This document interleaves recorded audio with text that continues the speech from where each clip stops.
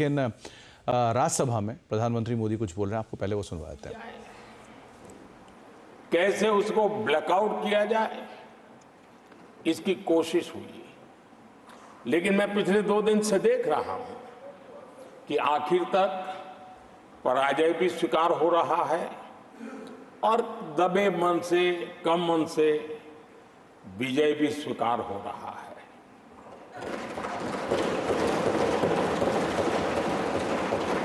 आदरणीय सभापति जी, कांग्रेस के हमारे कुछ साथियों को मैं हृदय से धन्यवाद करना चाहता हूं, क्योंकि नतीजे आए तब से हमारे एक साथी की तरफ से मैं देख रहा था, उनकी पार्टी उनको समर्थन तो नहीं कर रहे थे, लेकिन अकेले झंडा लेकर दौड़ रहे थे। और मैं कहता हूं, वो जो कहते थे उनके मुंह में घी शक्कर। और ये मैं क्यों कह रहा हूं? क्योंकि उन्होंने बार बार ढोल पिटा था 1/3 सरकार। इससे बड़ा सत्य क्या हो सकता है कि हमारे 10 साल हुए हैं, 20 और बाकी है। 1/3 हुआ है, 1/3 हुआ है, 2/3 बाकी। और इसलिए उनकी इस भविष्यवाणी को लिए मैं उनके मुंह में घी सकता।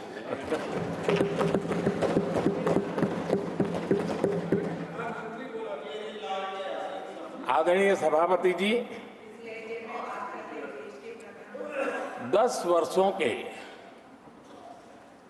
अखंड, एकनिष्ठ, अविरत सेवा भाव से किए हुए कार्य को देश की जनता ने जी भर करके समर्थन दिया है।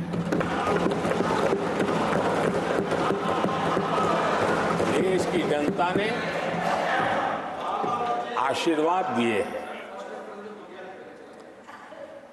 आदरणीय सभापति जी, इस चुनाव में देशवासियों की विवेक बुद्धि पर गर्व होता है, क्योंकि उन्होंने प्रोपेगेंडा को परास्त कर दिया है।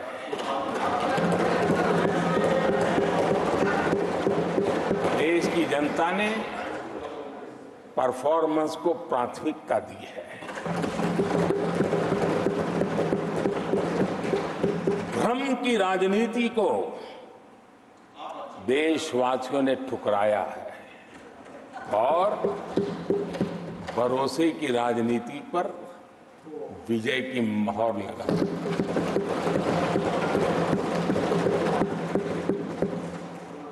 आदरणीय सभापति जी, संविधान के 75वें वर्ष में हम प्रवेश कर रहे हैं।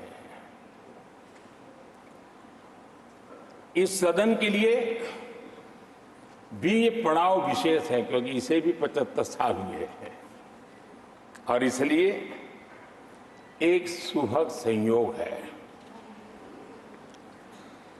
आदरणीय सभापति जी, मेरे जैसे बहुत लोग हैं इस देश के सार्वजनिक जीवन में,